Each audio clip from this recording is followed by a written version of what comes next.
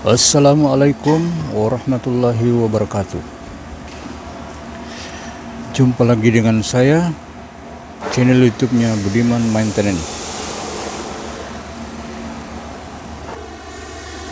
Rekan-rekan sekalian yang nantinya akan menonton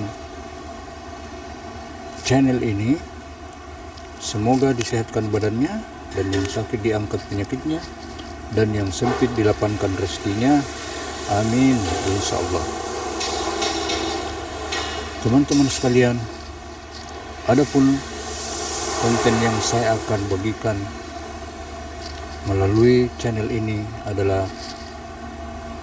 konten yang membahas tentang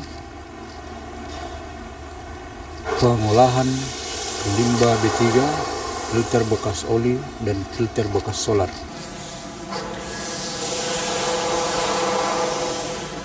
Teman-teman sekalian, pengolahan limbah B3 filter bekas ini saya buat di tahun 2011. Pertama saya bergabung di perusahaan ini. Teman-teman sekalian,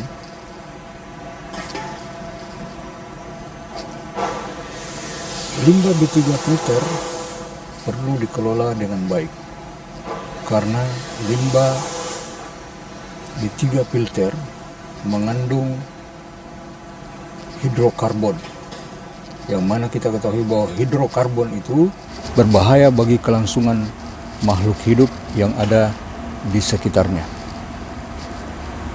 Teman-teman sekalian, filter yang kami akan kelola adalah filter bekas yang dihasilkan dari alat berat yang kami lakukan maintenance, yang sudah diplanningkan, baik dilakukan di workshop maupun yang dilakukan di tambang. Dan jika dilakukan di tambang, maka filter bekasnya akan dibawa dikumpulkan di workshop. Oke teman-teman sekalian, apa yang harus dilakukan dalam pengelolaan limbah B3 filter? Langsung saja kita lihat dan saya akan jelaskan satu persatu. Dalam proses pengolahan limbah ini ada 5 proses yang harus kita lalui sampai limbah B3 itu bisa ditangani. Oke teman-teman, langsung saja kita lihat. Yang pertama yang harus kita siapkan adalah box segi panjang yang kita sekat di dalamnya dan dibagi menjadi 3. Yang pertama,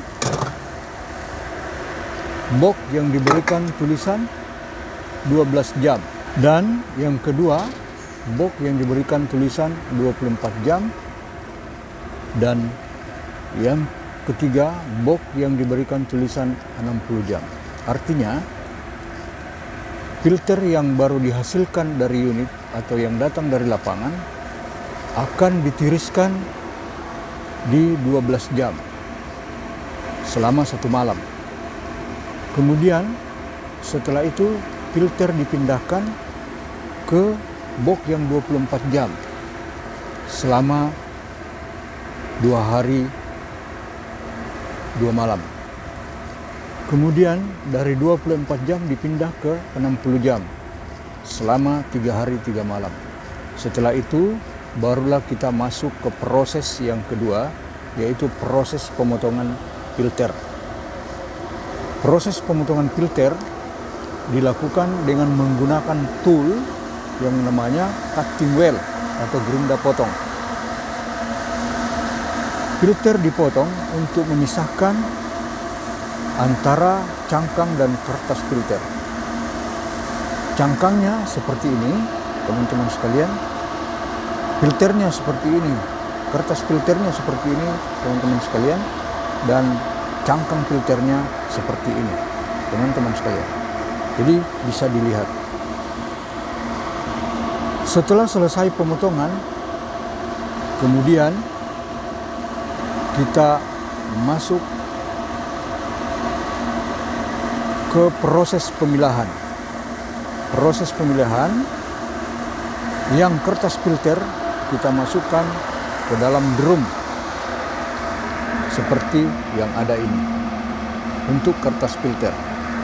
Dan untuk cangkang filter kita proses seperti ini, dipipihkan. Itu proses pemilahan.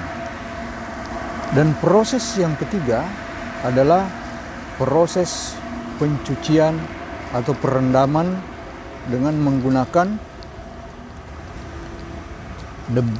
debatek atau deterjen yang ramah lingkungan. Dan boxnya juga sudah kita siapkan. Oke, kita lihat.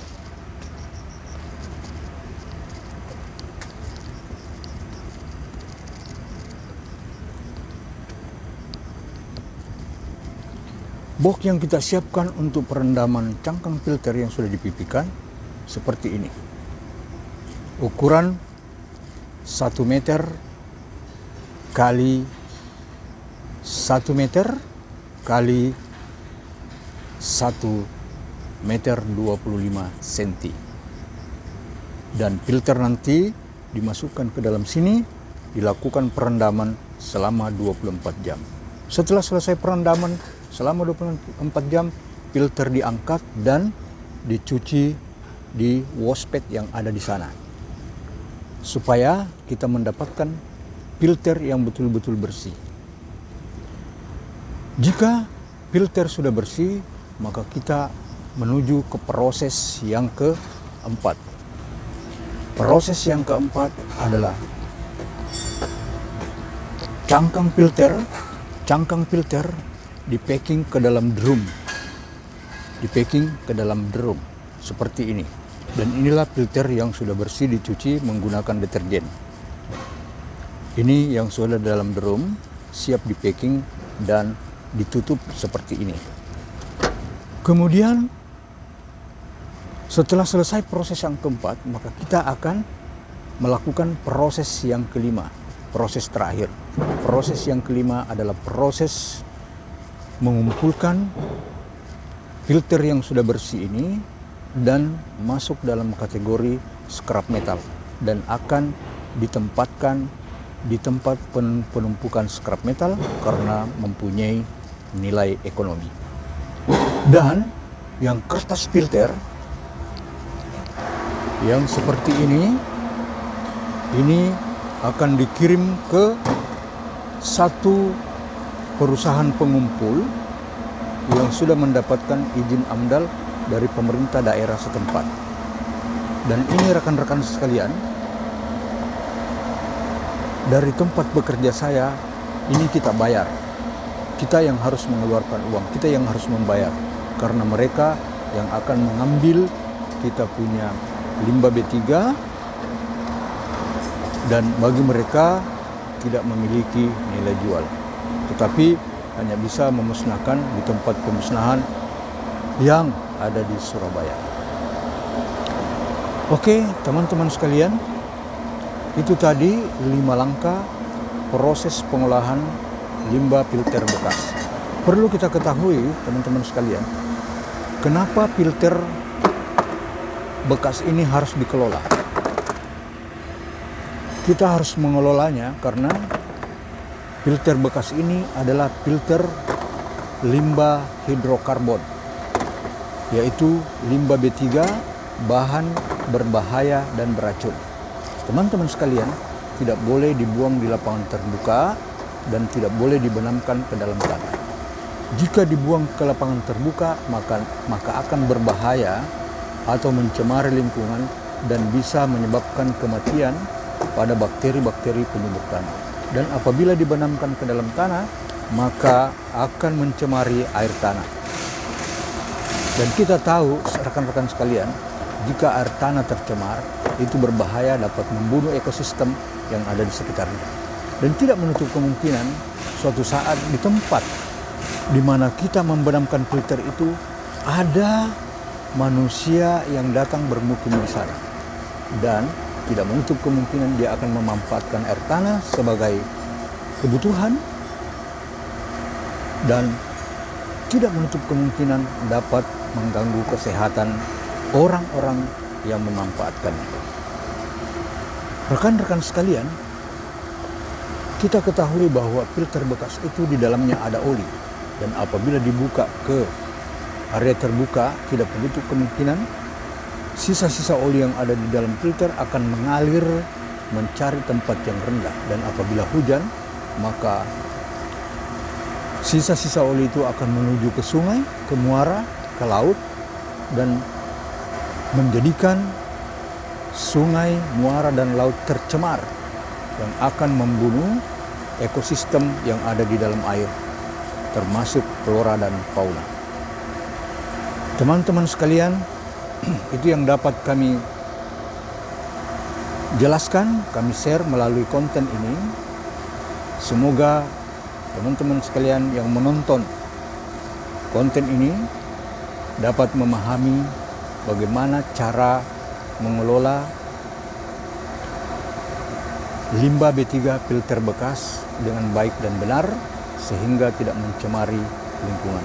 Bagi teman-teman yang masih berkecimpung di perusahaan dan menangani maintenance alat berat, kami berharap setelah menonton konten ini tidak akan membuang filter ke area terbuka, apalagi membenam ke dalam tanah. Begitu pula teman-teman yang ada di luar, yang di pedesaan, di perkotaan, yang memiliki bengkel kecil, bengkel sedang, dan bengkel menengah, kami berharap tidak membuang limbah B3 filter yang dapat mencemari lingkungan di sekitarnya. Kami mengajak teman-teman sekalian peduli terhadap lingkungan untuk kemaslahatan generasi kita yang akan datang. Itu dulu teman-teman yang kami share melalui konten ini. Bagi teman-teman yang suka dengan konten ini, jangan lupa like, share, dan subscribe. Terima kasih. Assalamualaikum warahmatullahi wabarakatuh.